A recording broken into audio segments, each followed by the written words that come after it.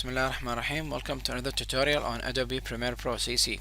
In this tutorial, or actually series of tutorials, we are going to demonstrate how to edit and mix audio in Adobe Premiere CC. In this video, we're going to start with the basics. So first of all, to work with audio in Premiere, you better change to the audio interface from here. Or if it's not available, you can go to Windows Workspace and then select audio. And here you're going to have your audio interface. So let's start by opening an audio file in the source monitor. When you open an audio file in the source monitor, you're going to see the audio waveform representation of the file, and when you play, you're going to see here in this audio meters the audio volume. Okay, the audio volume is measured in decibels, in which the highest value is going to be 0 and the lowest value is going to go through all the way to the highest negative value. So the highest negative value is going to be the low audio volume. Try not to make your audio reaches red bars, because red bars is going to be very high or loud amplitude, and it might not be good on your output, so you need to normalize it or change the audio to make it a little bit quieter, and we're going to demonstrate how to do this in the second video. Okay, when we talk about adjusting audio volume. So you can right click the audio meters to change, to select which audio range you want to display. By default it's 60 dB audio range, so the maximum dB range is going to be -60, 0 to 60. Basically -60, and you can increase it or you can decrease it based on your needs. Okay. So now, what if you have a video file like this? Basically, also you can have the audio meters here showing the audio volume. See here, the audio is normalized not to exceed -6 or something like this, because I didn't want it to be very loud, as I told you in a while ago. Anyway, what if you have a video and you want to display the audio waveform? You can do this by clicking the settings icon here. You can change from composite video to audio waveform. You're gonna still hear the audio you see here. This is your audio waveform. Okay, so basically, what's this audio waveform? We are gonna start with the audio characteristics. In general, we have 3 audio characteristics to discuss.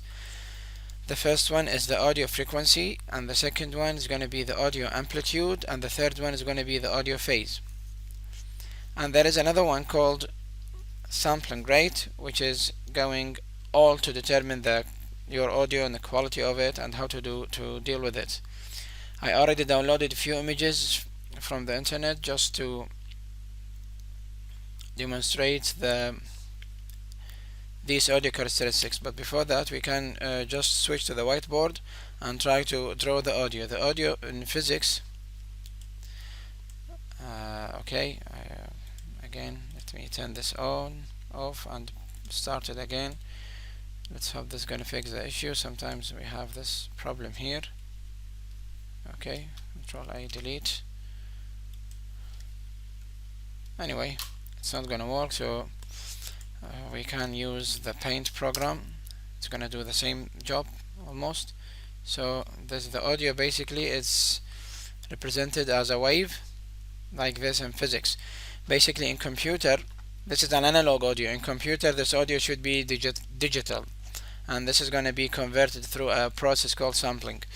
But anyway, we're not going to go through details, because this tutorial is meant to teach you Premiere, not how to deal with audio basically in details.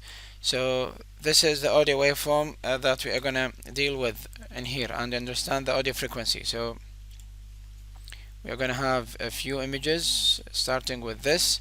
So this is going to have this is going to be the audio frequency. I'm gonna increase it. You see here now, one wave like the one we drawed here is going to be called one cycle. Okay, so the frequency, first of all, is going to be measured in hertz. Okay, this is 1 hertz.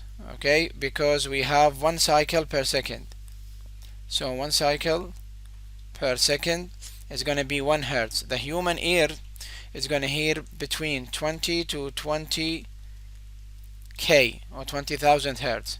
Anything below, anything above, the human will not be able to hear it. Of course, considering you have a perfect ear. Okay. Anyway, there are many tests online. You can test your ear, which frequency range you can hear, and how good is your ears. Anyway, so as I said, one cycle is going to be 1 hertz, as you can see in this image here. So here we have 4 cycles, then it's 4 hertz. If you have 14 cycles, 14 hertz. Basically, you have 40,000, 48,000, 96,000 hertz. It depends on your audio settings and the quality of the file. This is the audio frequency in general. Anyway, as I said, we are not going to go in detail. Now, what about the audio amplitude? The audio amplitude is basically determines how loud or how quiet is your audio. It's the loudness of your audio, and this is basically the audio amplitude. Sorry.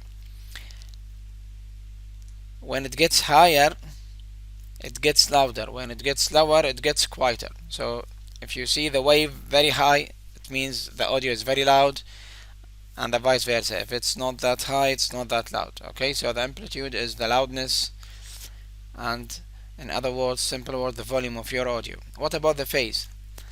Basically, the phase is determines where the audio wave starts. Okay, basically, again, in physics, this is the timing on which the surface of the speaker moves outward and inward. If you have two speakers and they both have the same phase in sync, they are gonna called in phase. If they are like this, considering that the blue is a speaker and the red is another speaker, they are gonna be considered out phase. Anyway, as I said, we are not gonna go through details. And the last one is the audio sampling, and this is very important. Basically, as I said, the waveform is an analog audio, cannot be processed by the computer. The computer process only digital values.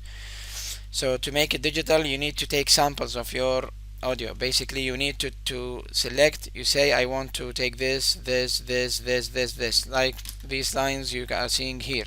Okay. So as much samples as you get, you're gonna have an audio sample. It is very similar or maybe identical to the to the image pixels.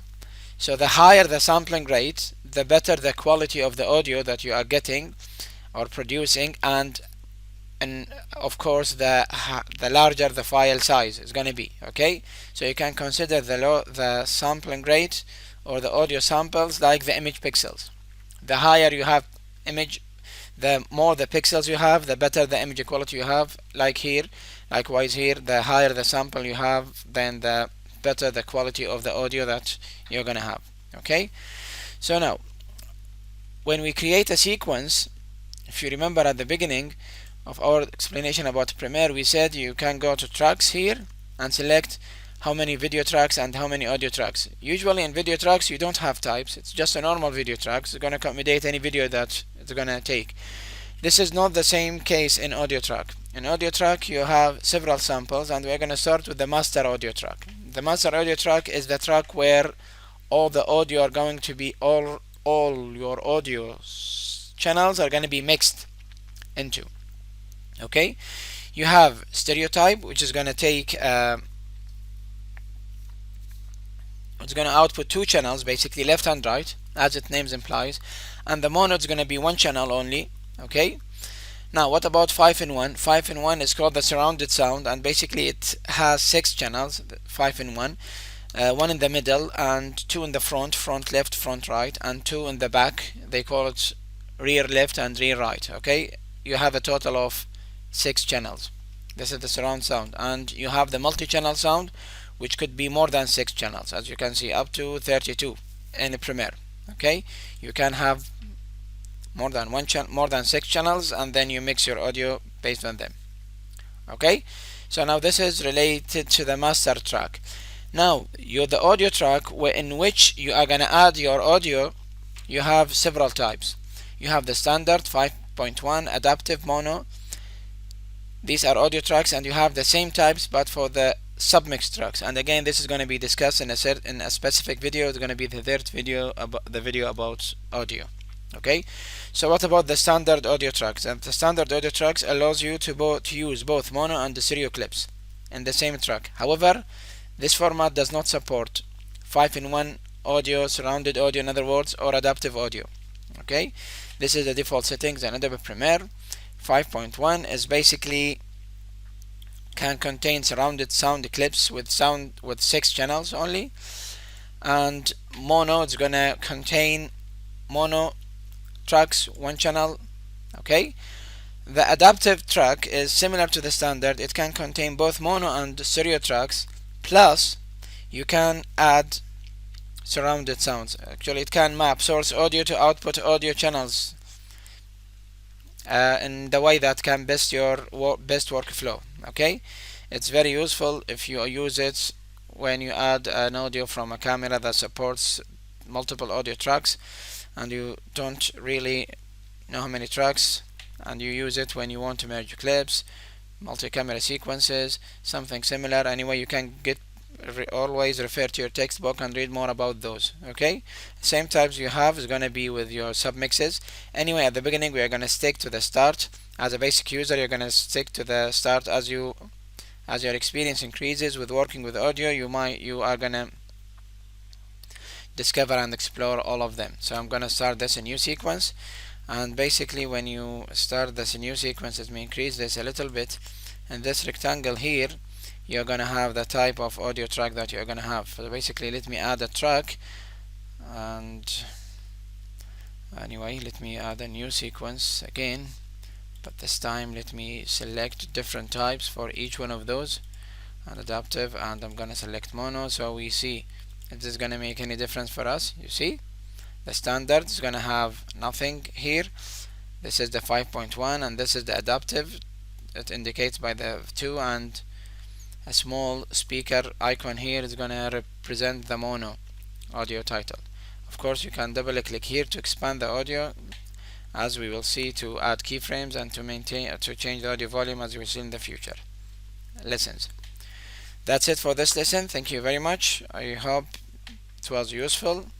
See you in another tutorial, and have a nice day.